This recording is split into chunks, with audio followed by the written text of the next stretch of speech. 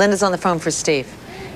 Linda? Yes. Go ahead. My question is, what type of laser is most effective for facial hair removal? Oh, that's my question.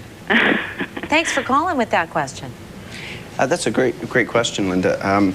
There are a number of lasers, all with different wavelengths that work very well for hair removal, laser hair removal of the face. It depends more on the color of your skin, the color of your hair. Generally, light-skinned people with dark hair do best.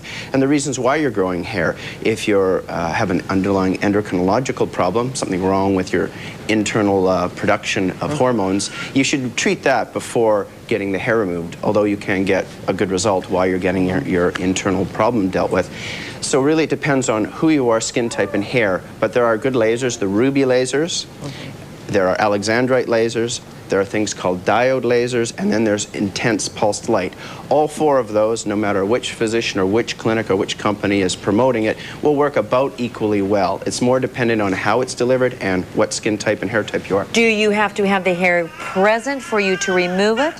No, that's a misconception. You don't have to become all hairy and stubbly and leave it like that. You know what you treatment. do for a wax, and I just wanted to know. What you need to do, though, is at least if you do have to pluck, shave, or depilate some way in your face, the laser needs that target. It needs the shaft to work. So you must at least leave a little stubble or some visible sign that is there. Do you drive through? Well, you don't have a drive-through yet. Because usually you're in the car and you go like this, you go, and then you bring down the mirror, you go, oh gosh, you know, and you want to do something about it right away. I'm telling you too much information about myself, I think. But you can't. But you have to have a little bit so that you know what that target is. You have to have a target for the laser to attract to. And nowadays, this is 4 or 5 years into laser hair removal, you can get astounding permanent reduction. Not 100% permanency, but most people get at least 40 to 50% of the hair that will never ever grow back, and that's been a big advance. See, I know people that have their upper lip waxed. This is what happens, girls, okay? Just get ready. You don't have to worry about it now.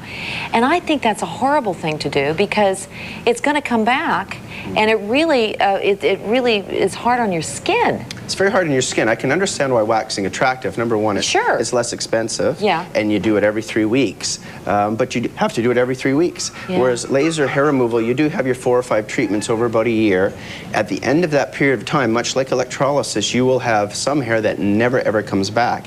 The laser also synchronizes the hair, and that means they all grow at once. So you don't have one day there's a crop, the next day a new crop. They all grow at once. And then it's prolonged so that you can go many, many weeks without needing a touch-up treatment. I think that's a very interesting chat. Okay, thank you very much for answering those questions. Thanks for your calls. We're going to take a break. We'll be right back. It's